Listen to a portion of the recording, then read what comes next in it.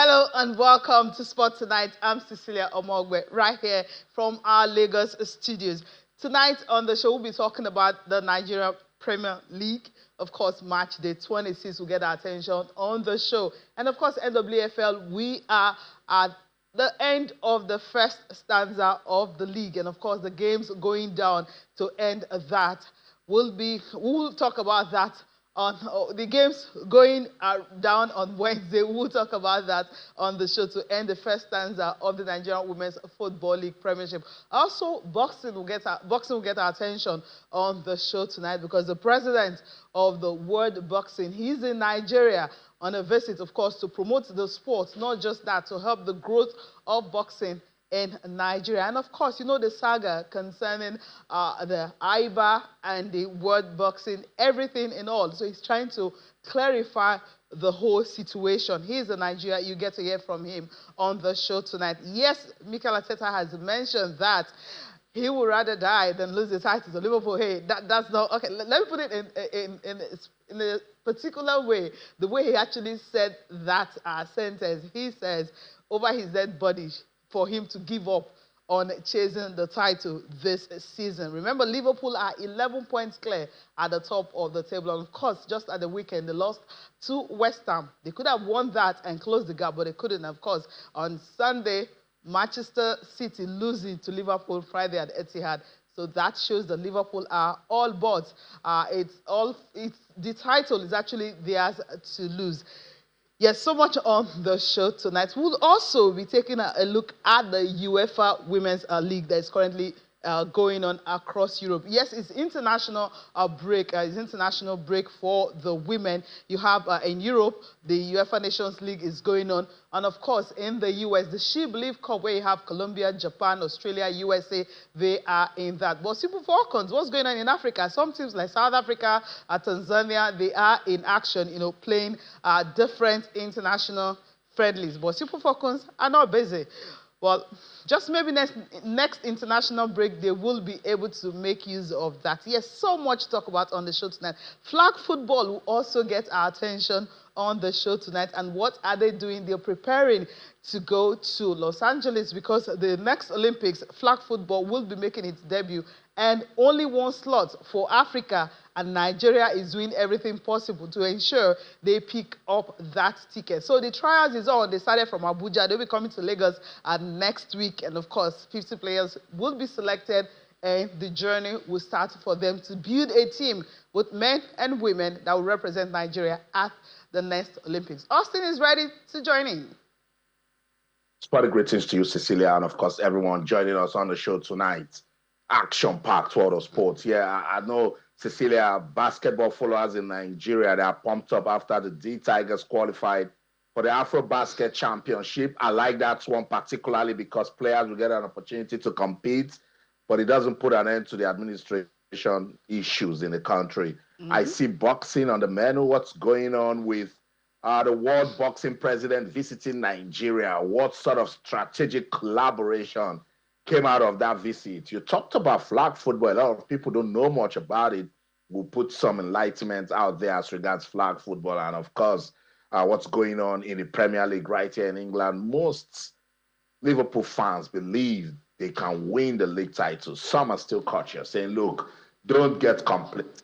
Don't write off the Gunners. But I don't know about not writing off the Gunners, because when you have an opportunity to win a football game and you don't take it, you're simply, telling someone else that you're not ready for the title. So we'll talk about that one. Of course, the MPFL will definitely get us talking. So much going on in our action-packed world of sports. Cecilia, if you're ready, I'm ready. Let's rock and roll.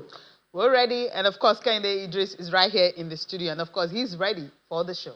Yeah, I think with the last statement Austin made, he should be a good dancer. Talking about rocking and rolling. He is. He dances very well. So don't look at his. But every Tuesday when I'm here, there is a bit of rock and roll that goes down. So I'm eager to go into everything. Flag ball, you mentioned, at the very start when it was being introduced, being part of it, and it's been pretty amazing. And then you're talking of boxing, the disparities here and there. Hopefully, we'll get it, wholesomely at the end of the day, especially on this part.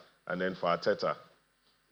Okay. Nothing to be said. No giving up. Yeah, I mean, you have to do that. If I mean, also mentioned the D Tigers. Yes, we'll be talking about them on the show tonight. Let me get this one out of the way. D Tigers were 3-0 down. I mean, they've lost all first 3 games in the first windows of qualifiers. And what happened in the second? They won all 3. And of course, what happened? They picked that ticket they were struggling to get. So everything is possible. So Mikel Arteta continue to dream to get the title. But first, we're starting up with boxing. Yes, that there's been lots and lots of controversy, you know, when IOC had to tell Alba, look, I no longer recognize you guys. You have to put your house in order before we can, you know, talk about you guys taking charge of boxing. And that's why IOC has been the one taking charge of boxing. The last 2 Olympics that were over. And the next one, so it was telling them, look, put your house in order. So there's a world boxing that has been formed as a result of that. So the president, Boris van der Vost, was in Nigeria. He's in Nigeria. It's a 2-day visit, you know, to Nigeria. So part of the effort is actually to, you know, the effort to actually engage key boxing stakeholders to address the challenges, you know, the sport is facing in Nigeria. So it's not all about just seeing the various bodies, that the National Sports Commission, for instance, and the NOC, but it's about seeing how they can play a crucial role in ensuring that Nigeria, you know, plays really a strong, have a strong representative, you know, in boxing, and of course having to shine more light on it. You know what? Let's listen to him, the plans he has, and of course what they intend to do to ensure that yes, boxing in Nigeria and of course in Africa, we're having good representation and also developing the sport on the continent. It's for me not a competition between IBA, AFC and World Boxing. The choice that the Nigerian Federation made to join World Boxing is a very responsible and considerate decision to save the Olympic dreams of our boxers and to commit to the Olympic movement. And I think we applaud sometimes, but we can applaud also for the great stance for Nigeria. And I think it's really important to stress that it's not about Olympic medals, but it's really about creating a sustainable future for our sport.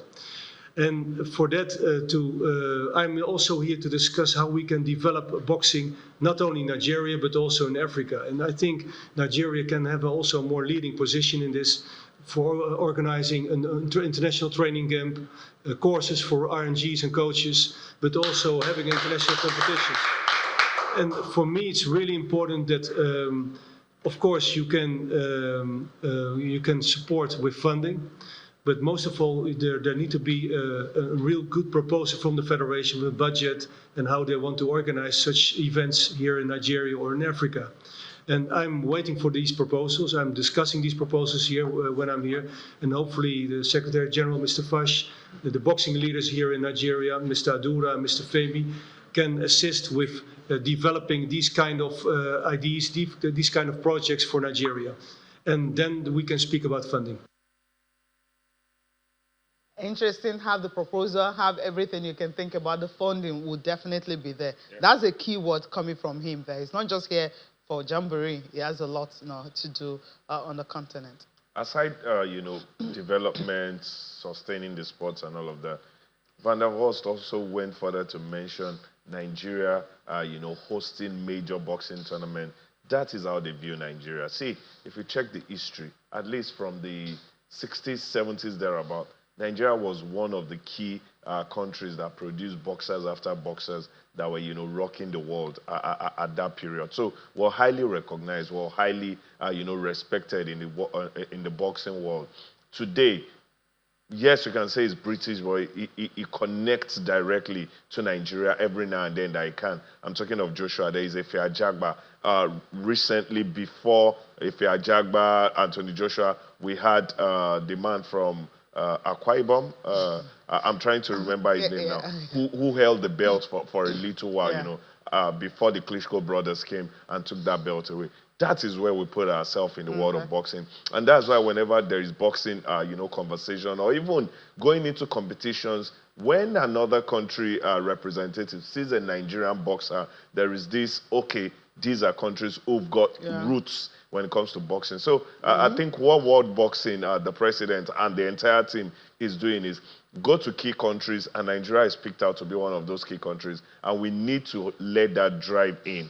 We are recognized so well. That is why we're having this kind of visits, and also we should make it count. Hopefully, not just having to bring boxers or representation, also bringing big boxing tournaments to Nigeria, like probably some of the top boxing bouts could be held there. But first, you also have to develop your home. Austin, I know that's where you have to go to, because he mentioned something about funding. If you want to have that funding, you have to bring up a proposal, have something you want to do, then you have the budget, and of course, the World Boxing will be ready to fund whatever thing they want to do.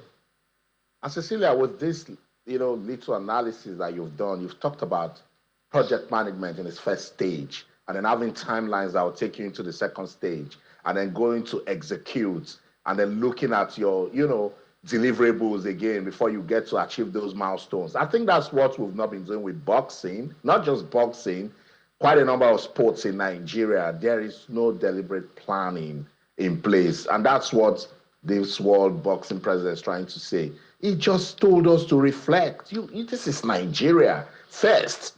If you come join the World Boxing, it will be good for you and your boxers to keep their Olympic dreams alive. Kehinde Idris, the name we're trying to remember is Samuel Okon-Peter. Now, he was a world champion. Before Samuel Okon-Peter, do you know that before Nigeria gained independence in 1960, we had already created world champions in boxing? Organ Kidbasi and Dickie Etu Tiger were respected in every right. We had the late Jerry Okurutudu, fantastic, OPC and Wakpa. We have been blessed with boxers that are doing so well. But we went to sleep. And just because we thought about it, what are we doing with boxing? And we think that it's all about raw strength, so just go out there and we'll fight. No. Boxing is scientific. Boxing requires a lot of training. It requires a lot of sense. It requires good management. That's why we've been struggling lately, because we go with a mentality that will knock them out. And that's why sometimes also our boxers aren't clean. Now, this visit, Cecilia, if you remember at the start, in my introduction, I said, what sort of strategic collaboration can we get out of this? When these world leaders come to Nigeria, trust me, they've identified the market. They know why they are going. You see, these people, before they put you in their plans, spend money, come down. They know that they will benefit something from you. He has only just come to see, do they have the people? Do they have the resources? Okay. Do they have the will? Do they have the conscience to do the right things for development? Which is what I always talk about, you know. So yes, with boxing, we need to go back to the basics, ask ourselves very sincere questions. What were we doing back in the day that boxing was so big in this country that when there's a boxing fight, people even forget about football and go and watch? Why did we kill it? And how can we get back? When we answer those questions genuinely, then we are ready to start making those changes with boxing in Nigeria, Cecilia. Yeah, definitely. We should answer those questions and also build on what you had before and get the success that you want. Now, let's quickly touch down on the D Tigers. Yes, we can't stop talking about them because of the remarkable comeback that they had. This time around, it was different. Remember, in Tunisia, they arrived on game day, and that's how they started. At first, the players that were supposed to play, they couldn't because they felt they wouldn't be able to go, so they left. And of course, they had to, call players from everywhere. Oh, please, can you come play for Nigeria? And they gathered players together, and they were able to go. They arrived on game day, and of course, the result is, if you don't plan, you plan to fail. And they failed woefully. But the second phase, they picked themselves up, and it was a 3-0 run. Now, we'll take a look at how it ended for the D Tigers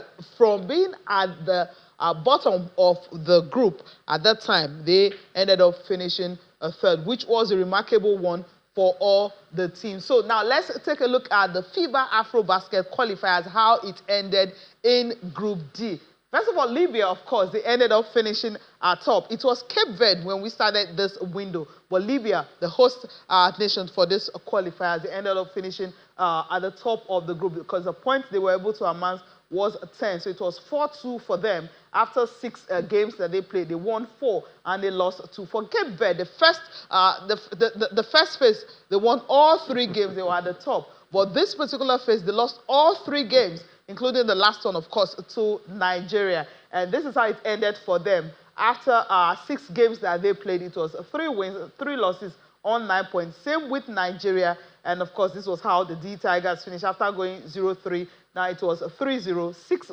games played, 3 wins and 3 losses. They finished on 9 points. Of course, Uganda also, after 6 games, they won 2, losing 4 and 8. So this was how it ended, and that's why you have the D Tigers. They will be at the AfroBasket. So it will be complete without having Nigeria at the AfroBasket. All right, let's take a look at the teams that have qualified for the 2025 AfroBasket Championship. Yes, you have the qualified teams. Now, Angola, they're hosting, of course, they've qualified. DR Congo, Senegal, Cameroon, Cote d'Ivoire, Egypt, Tunisia, South Sudan. You have Madagascar, Mali, Guinea, Rwanda, Uganda, Nigeria, Cape Verde, and Libya. As tough as Nigeria group is, all of them, Uganda, Nigeria, Cape Verde, Libya, all of them had to qualify. That was how tough that group was. Now, let's just quickly listen to the coach of the team, Abdurrahman Mohammed, and Ike Wanu, who happens to be the captain of the team. Okay, we'll listen to them after this break. So we're going to be having it inside the Niger Delta on our DSTV platform, and all other platforms. Sports Tonight will continue. Stay with us.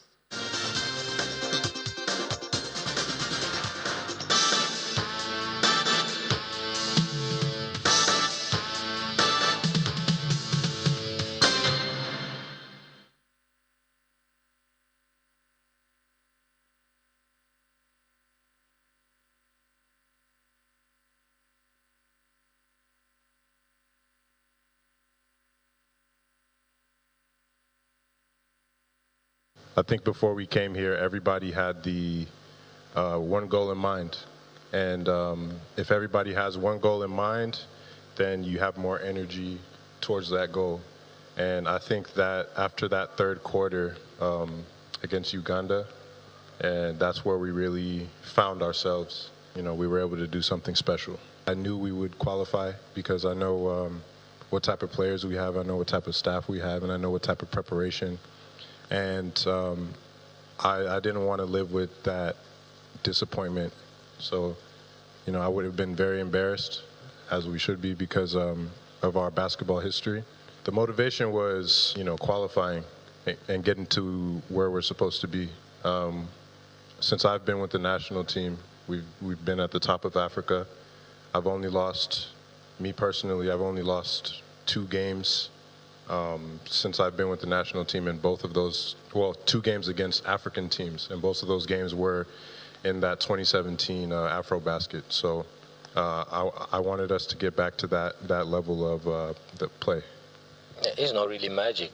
You know, we have, when you have over 200 million population back home praying and rooting and cheering for you to win, you know, you have no reason not to. It's not really magic. We are really, really motivated, and the thought that the Tigers would not, Nigerian flag would not fly in Angola, is even, you know, added fuel, you know, to us to come out and, you know, do what we need to do. We got a lot of support, you know, from a lot of people back home, and the players that came here made a lot of sacrifice coming down here.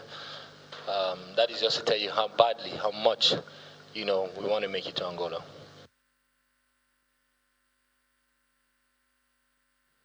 Austin, there was one statement that Ike actually made, that he never thought that we will not qualify. You know, he has lost 2 games since started playing for Nigeria. That was since 2017, right? And it was that 2017 they've lost 2 games.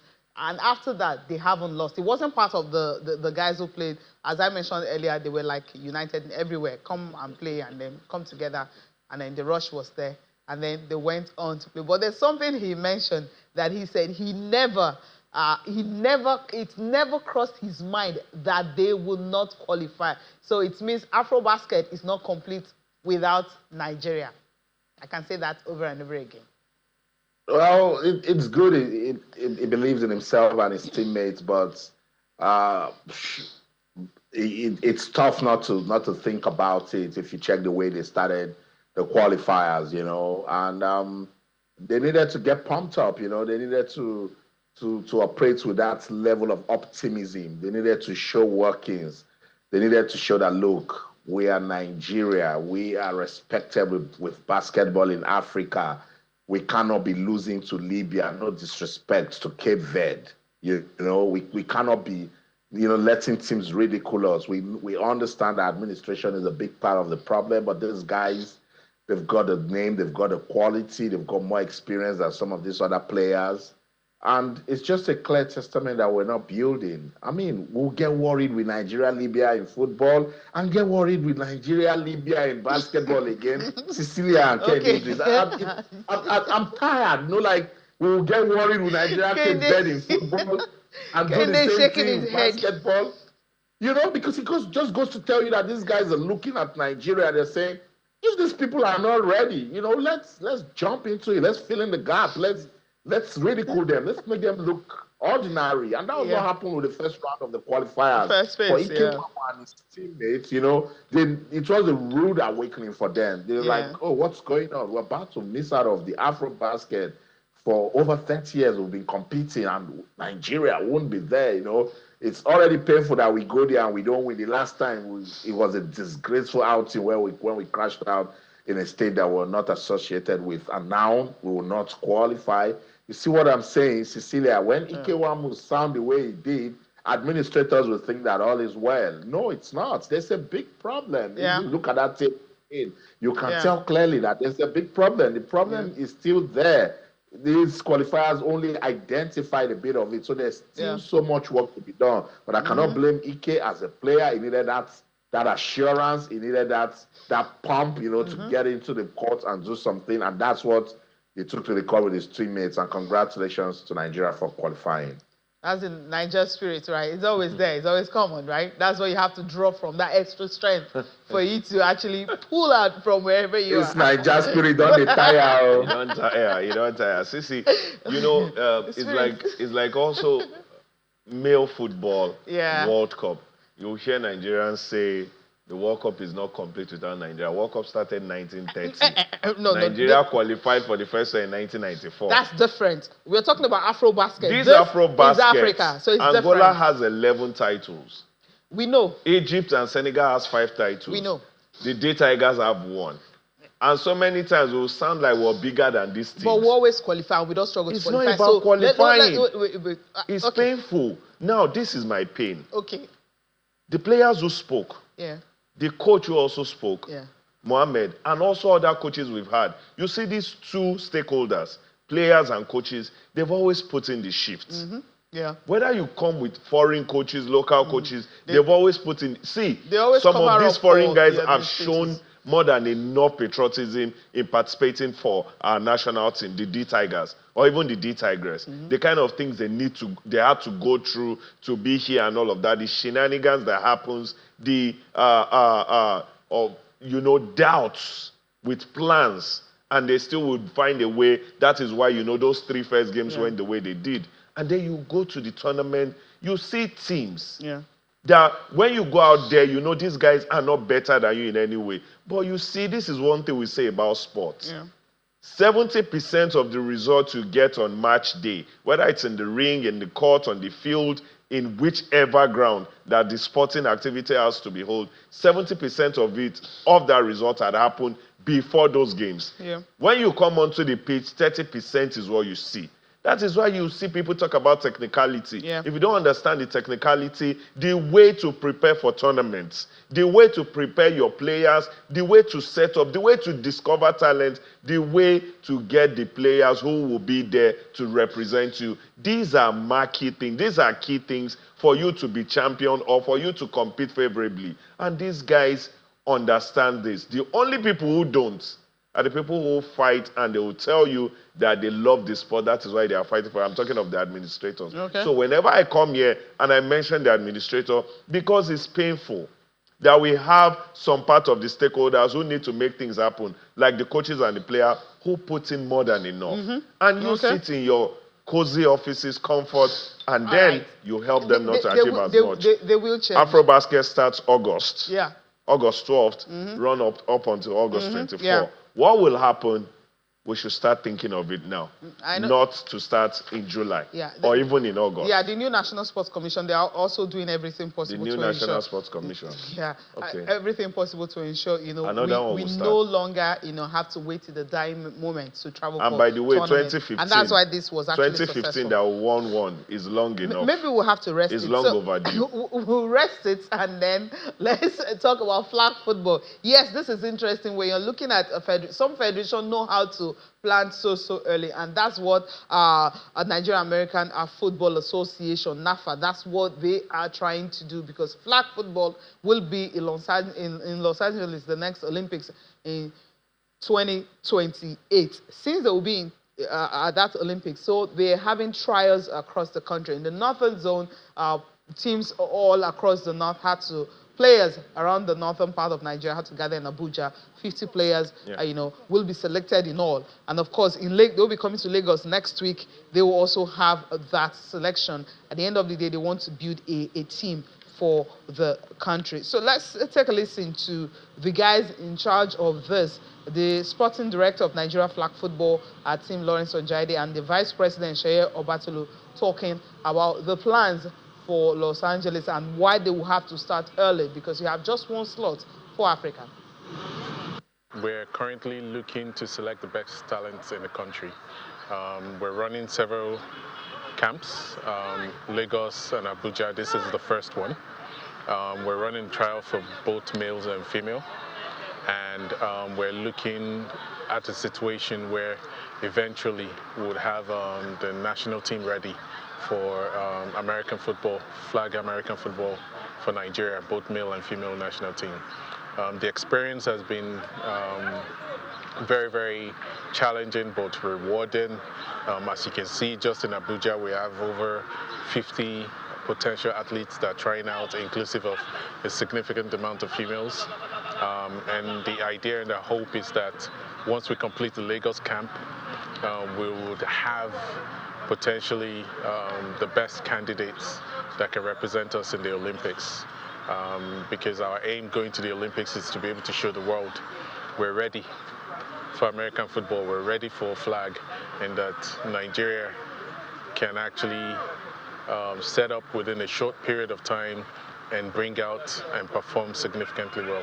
We're trying to start early as much as we can do, and then hopefully be able to get the best. And the reason is because there's only one slot for Africa in the coming Olympics in 2028, and all African nations are fighting to pick up that one slot, and that has to definitely be Nigeria. So we're doing all we can do. So this is the tryout camp, which is the first leg in Abuja for me to be able to cover the north. That's to say, we're opening this for the entire north, so everyone is converging here. So for the south, we're converging in Lagos. So from Lagos and Abuja, we're trying to combine a number of 50 from the both regions, regional tryouts. So 50. Once 50 enters the camp, we'll begin to drop as we go. We'll drop every week. We'll drop every week until we reach the exact number we're looking for. And that will be 12. The roster is supposed to be a 12-man roster, but we're going to have extra 13 on the side. And that extra 13 is going to be working as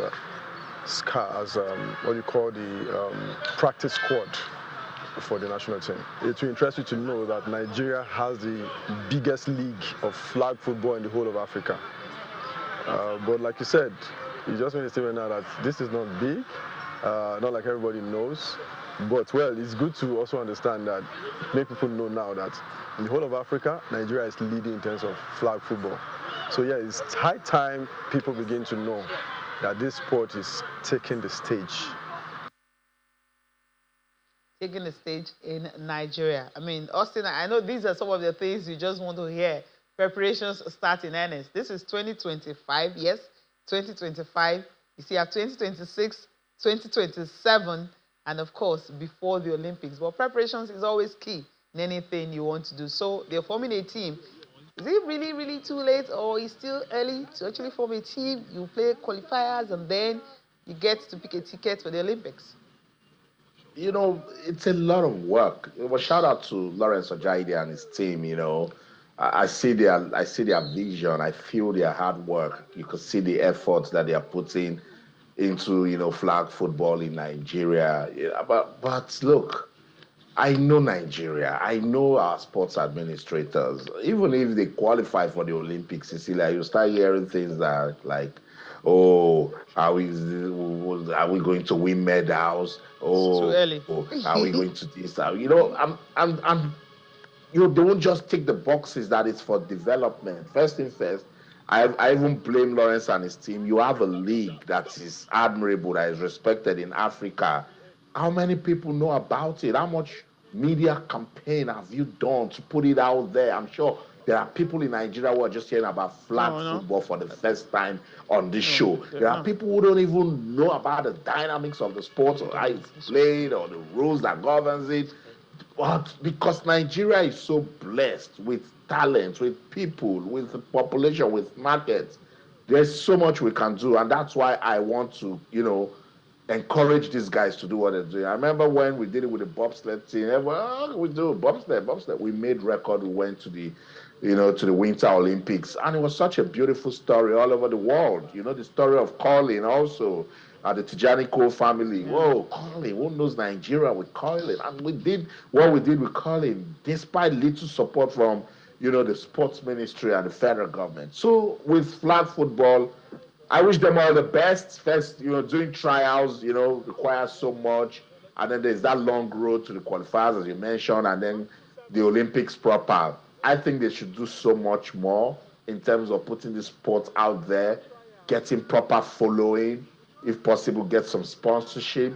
And when people start talking about it so much, you know, then we can start talking about the Olympics. But let me Definitely. say shout Yeah. out to them and let's Yeah. see where this journey will take them to, Celia. That's the thing. Where will he take them to? I Yeah. mean, they're doing a lot in flag football. I mean, I know, yeah, maybe people may not want to pay attention, but we'll be talking about flag football for the past 3 years or so. Yeah. I mean, there's a secondary school Yeah. that they do every year. Yeah. You know, the league across Nigeria and everything for men and for women. There's also the Showtime Bowl that, you know, that the other also started. So, In all fairness, Cecilia, I think they've really done their bit. One of the complaints from back then, I've been covering flag ball since like 2021. Yeah. Yes, that Lawrence has been going all around. It's been 18 of them. There's been no proper support. And there is only but a distance you can go when you have to dip your hands into your own personal pockets and all of that. So it's been tough. And you know how media is. Media is money. You can't do media without having a huge sum of backup when it comes to, you know, cash. So they've really tried on that aspect. Maybe this will be the to propel them to the nationals. Then also, there is something about the lots that we have in this country. I can remember some years ago, badminton classics. I interviewed a GSS3, girl, and she said she is a table tennis player. But watching the badminton class, because students were brought in, she says she's switching to badminton because she sees this suits the entire part of me. And that is what it is. Look at the athletes, young boys and girls who will be participating in flag ball. They were doing one sport or the other, but they discovered this is their comfort, and they will become, world beaters in this. And that's what it is. Hopefully, some persons genuinely, sincerely would support, flag ball and will go, bigger. And then 2028, we'll be talking about it like we discussed bobsleigh, skeleton, and also curling, like Austin, really did mention. So, well done to the team of Lawrence. I want to see you guys go bigger. Yeah, go bigger, and of course, pick that ticket for the Olympics. Yes, NWFL right now. Let's look at Group A and Group B, the games for Wednesday. And after these games, that's when we will be ending the first stanza of the league. And of course, there's going to be a break, and then they will come back and they will continue. So we'll just take a look at the games for Wednesday. You have Edo Queens, for instance, will be up against a team, Ekiti Queens, to wrap it up. And you have the winless Queens, Heartland and Confluence Queens. They will be in action. But first, let's start off with Group A, match day 7 fixtures of the Nigerian Women's Football League Premiership. Edo Queens hosting Ekiti Queens. You have Heartland Queens and Confluence Queens Remo Stars ladies and Nasarawa Amazons. Now, this is a cracker. This will be on NTA on the network, so you can watch this live.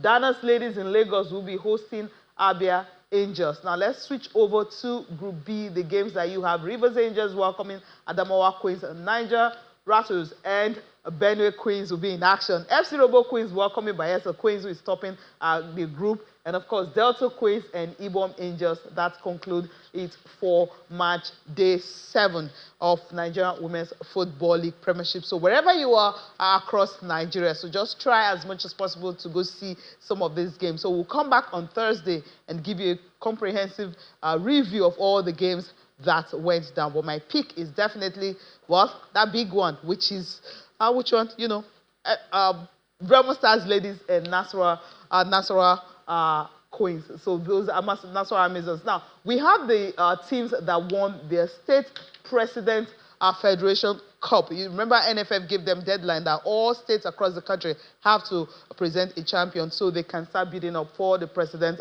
Cup. So you have Adamawa Queens, Ibom Queens, Bayelsa Queens, Delta Queens, Edo Queens, Niger Rattles, Heartland Queens, Danas Ladies, Nasarawa Amazons, Remo Stars Ladies, Sunshine Queens, and Rivers Angels. So these are the teams. The national playoff will hold March 5th, just next week. That's when it will be holding. So these are the teams that qualify from the women's side.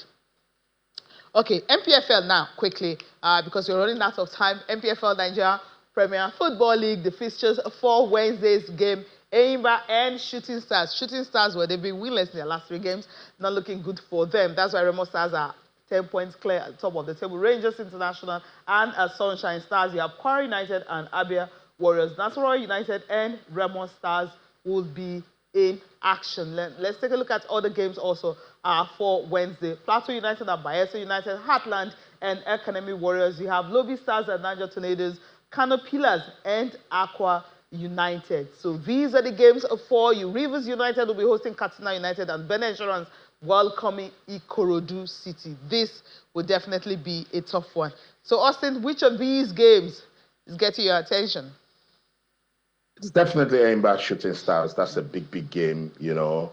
Back in the day, that game will shut down bars, roads will be closed, stadium will be packed full, you know. Not anymore. And that's the level we want to see our football, you know, to get to. So I'm looking forward to that. Let's see what Shooting Stars can do. As you rightly mentioned, they've been winless in their last 3 points. I remember in one of my reports, I said, if you get to Ibadan, Shooting Stars, they will beat you.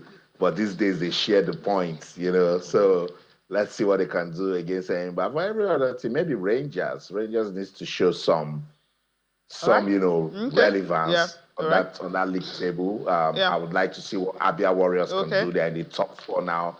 Very decent team. So yeah, that's arguably my picks from the bunch. Remo Stars these days, when they have an opportunity to win, they win. When they go away from home, they try to, you know, not to lose. 10 points at the top, they look like they want to run away with the league title, but we'll see, Cecilia. We'll see what's going to happen. Which is your pick? That's what you're picking too? Most definitely Nasarawa Remo, because it's a two-way thing. Remo Stars ladies will be hosting Nasarawa Amazons, and now Nasarawa, you know, will be hosting Remo Stars boys. So it's a man and woman thing. Come tomorrow, come Thursday, and then you also have Eimba Shooting Stars. There is a reason why I want Shooting Stars to pick point. I just want the title race to be precisely. It's looking like in England. Yes, to be very beautiful, like, you know, all the way to the end. Just win and close the gap. I think Remo Stars have learned something. This is the reason why a club in England is called, you know, so many names. Remo Stars have learned a lot from the seasons. What's the name? You know, I will allow you to do the honors. Okay. You know what? Now let's go to England. I will allow you to do the honors. There are games going down right now. Bournemouth, they're dreaming, thinking they can't play Champions League next season. Well, you can always dream. Let's take a look at the games for Wednesday. Brentford and Everton, Manchester United and Ipswich, Nottingham Forest and Arsenal. This game will be crucial for them to continue that title chase. Manchester City and Tottenham, whatever is going to happen in this one is always hard to predict. Liverpool and Newcastle United, high-flying Liverpool, 11 points, sitting pretty at the top of the table. No one is chasing them at all. All right, let's listen to Mikel Arteta. Yes, that's the person he wants to listen to, because Arteta has been talking about, also, you know what he said, right?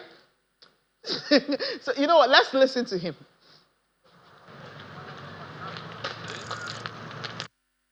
It was a very disappointing weekend, obviously. In the previous 15 games, so we have won 10 and draw 5, exactly the same as Liverpool, with exactly the same goal difference, which is plus 23. So we've been extremely consistent for the last 3.5 months, considering everything that we've been through, and we have generated that momentum. And it was that weekend where we have to do what we have to do again, once more, nothing different to the previous 15. And we got that defeat, and on top of that, they win. So when you are trying to build that momentum, and we put in so much into it, especially with the circumstances that we have, it was a very hard one to take. The reality is there's so many games to play, and you have to get back to it. And we have the levels and the consistency and the hunger to go again. And that's what we're going to do on Wednesday. It's been incredibly satisfying to work every day with the players and the coaches and the staff to try to overcome certain situations. So if somebody tells you at the start of the season, by this time, you have played 5 times with a red card over half an hour in each of those games, and you have lost this amount of players, what's the bet? You are in the middle of the table, at least, and you are out of the Champions League. That's not the situation. So that tells you the resilience, the resources, the ambition that the team has, every individual has. And that has been probably my time, one of the proudest moments to work in that sense. The thing is that when you are there, you want more, and you want more, and you want more. And I'm not going to stop. Over my dead body, we stop thinking that way and putting everything that we possibly can to increase that probability of us winning and being better than the opponent and hitting that performance and those standards constantly, regardless of what happens.